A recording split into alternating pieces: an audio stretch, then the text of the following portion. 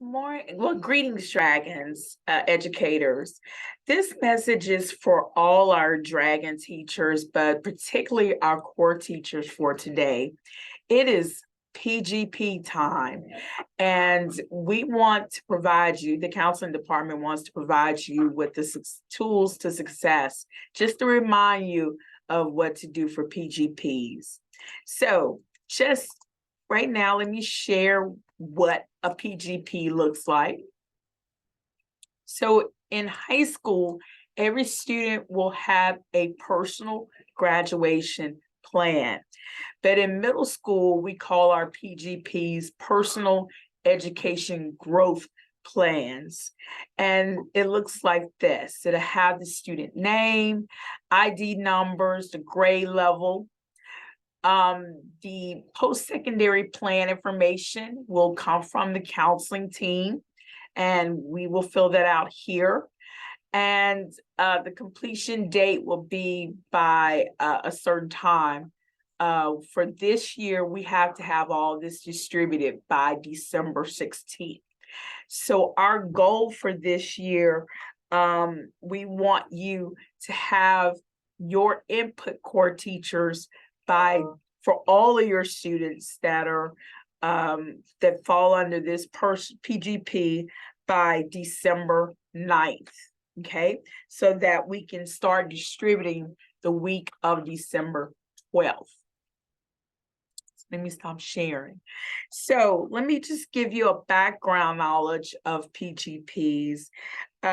It's designed for high school and middle school and even elementary school to make sure that all of our students, K-12 or college, career, military, workforce ready, okay? And it is designed by the state to make sure that we're doing our part as educators to provide the educational and instructional support to make sure our students are successful in their post-academic endeavors. With that being said, again, all students, we want to be CCMR ready, and that's college, career, military, workforce ready. However, with middle school, we want to focus on our more challenging students, that it is critical for us to make sure that we provide and do our part, as well as the student doing their part. But this is documentation for us to show what we're doing on our end to making sure these students are successful. So without further ado, let me go ahead. We're going to go to my data portal, just a quick refresher, and I apologize for my voice. I'm still a little ill. And I just showed you what it looks like when we print it out. So when you go to my data portal, you're going to go home. You're going to look at the left side of your screen. And I'm not going to select teachers right now, but you're going to see under select teacher, you see assessments and monitor. We're going to go to monitor. And then you see the subgroups, designated supports, personal education plan, SE analyzer, special education testing. Of course, we want to go to the PGP initial here, abbreviation for personal education plan. We're going to click on that. Now, I have access, because I'm a counselor, we have access to all the grade levels. And I'm gonna call Mr. Forward back. I guess y'all can see that. But I'm just gonna do sixth grade for now. But when you click with your name, it'll only show your students. So you're gonna see a list of names, and that you're not going to have as many as I have. This is all of sixth graders, but you're not going to have as many as I have, but you will have a lot. And this is for core teachers, my reading language arts teachers, science teachers, social studies teachers, and mathematics teachers. You're going to go in And if you're starting anew, like you have a student and no one has ever touched the student or touched their plan, you're going to click on create. Okay. When you click on create for that student, you're only able, like you can't mess with the area. Like I can't mess with your area. See, I'm trying to click on your area. You're only going to go to your subject matter. Okay. And if it, like it just did here, it'll let you know, hey, you can't do that area. Okay. But if you're reading language arts, you're going to put your interventions here. And your interventions are what you're using in your classroom additional. And it may be something you're using for all of your students, or maybe your special education students, or maybe this student is LEP. But whatever the case may be, make sure you write the interventions here. For example, for me, when I was teaching, I always type my interventions as I go along, and I try to remember everything. Like now I just thought about ESL. So I'm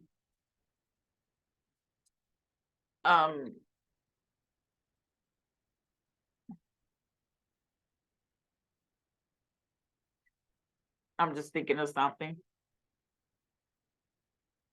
And for my LEP students. But anyway, what I always do, I always do small group instruction. I'm using an Avid strategy, Wicker. I'm using Oreo for my reading passage. I was a reading language arts teacher back in the day. So I'm using Oreo. I'm using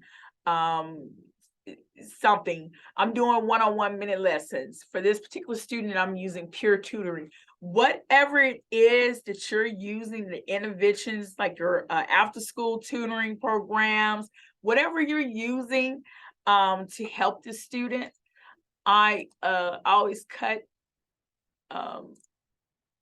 it in there, okay? Once you put it in your subject matter, you only worry about your subject matter. If you're reading language arts, don't fill out math. The math teacher will fill out math. The science teacher will fill out science. The social studies teacher will fill out social studies. But you do here your intervention. Let me go to my Microsoft Word because I can write in that one. Okay.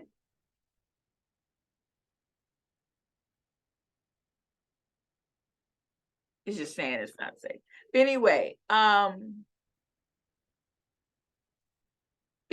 would put my interventions here.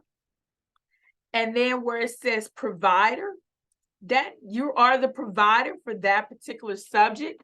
So you would type your name. Okay. But again, make sure you are, this is a Microsoft Word copy. I just wanted to show for goodness sakes, but you're going to put provider. Please make sure you type your name. You can do it, your first initial, last full name, or your full name, but please make sure you put provider. And again, now, when do you plan a completion date? Most likely, like I said, it won't let me, but you're going to do end of the school year. Okay.